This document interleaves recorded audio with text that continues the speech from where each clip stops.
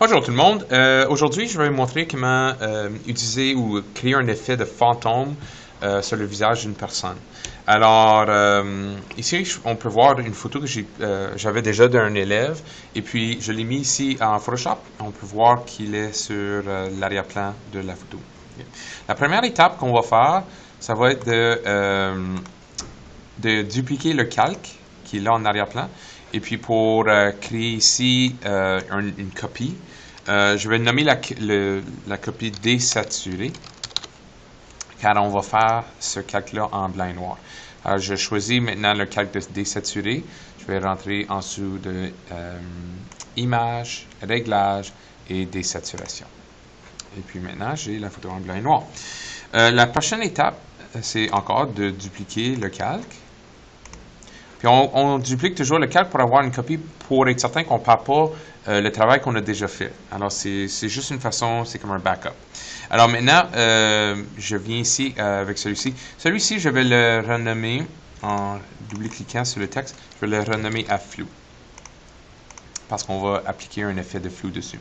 Alors encore, je rentre dans le filtre, je rentre dans atténuation et je vais faire un flou directionnel.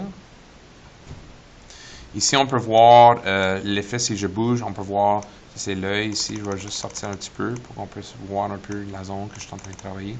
Et puis, vous allez voir par défaut que je crois que l'angle est à 0. Moi, je l'ai placé à environ 40 degrés pour que l'angle soit proche de l'angle de les yeux. Puis ensuite, on peut changer la distance du brouillon ou du flou. Et moi, j'aime mieux le mettre plus haut, comme dans les 300 ou 400, parce que j'aime beaucoup l'effet de brouillon qui est créé là, de flou. Alors, je clique OK. Maintenant, on peut voir que j'ai les trois calques ici. Alors, le prochain étape que je vais faire, c'est que je ne veux pas avoir le flou tout partout dans l'image, je veux seulement avoir à quelques places. Alors, je vais appliquer un masque. Alors, je fais un calque, masque de fusion, et faire apparaître. Et puis vous allez voir que j'ai un masque ici blanc qui est apparu sur le calque de flou.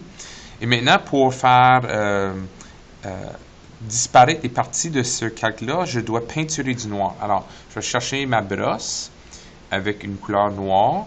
Je vais m'assurer que la brosse est assez grosse, comme un bon diamètre, vois-tu. Et puis, changer la dureté à 0%. Je mets l'opacité à 40%, le flux à 40%. Puis ensuite, je peux commencer à peinturer sur le calque ou sur le masque ici pour faire réapparaître le calque désaturé à travers de celui-là. Je continue ici. Moi, en particulier, je veux vraiment faire apparaître les yeux parce que je trouve que c'est ça qui donne l'impression que ça soit épeurant, un peu comme un fantôme. Et aussi, je veux remettre les lèvres parce que c'est un point focal quand on regarde le visage d'une personne. Je vais peut-être remettre un peu le côté du visage, mais pas tout partout, juste une partie. Je vais remettre un peu les cheveux pour qu'on ait plus l'impression que c'est une personne ici qu'on regarde. Mais encore, c'est juste pas trop, juste pour assez pour donner l'impression de la personne ici. OK? Un peu plus comme un fantôme maintenant. Alors maintenant, la prochaine étape, c'est de choisir les trois calques et de tenir la clé Shift, Ctrl, Alt et la lettre E. Okay? Et puis en cliquant ces trois-là en même temps, on a créé un nouveau calque ici qui a combiné tous les autres calques ensemble. Alors, la beauté, c'est que je ne perds pas le travail encore qui a été là, mais ça a combiné et fusionné ces calques-là pour moi. Alors, prochaine étape, c'est de mettre, j'ai encore un autre effet que je vais mettre ici, sur le calque qui va être sous filtre, déformation, et puis la lueur diffuse. Vous allez voir que l'effet ici, c'est juste de faire encore, comme donner une lueur à l'image. Ici, je peux changer la granularité pour ajouter de plus en plus de petits points dans l'image. Moi, je trouve que c'est un peu trop. Alors, je l'ai baissé à comme un 2 ou un 3. Ensuite, on peut aussi jouer avec l'intensité pour le faire de plus en plus foncé. Mais encore, je trouvais que c'était un peu trop. Alors, je l'ai baissé un peu. Et la clarté pour changer le montant que ça affecte l'image.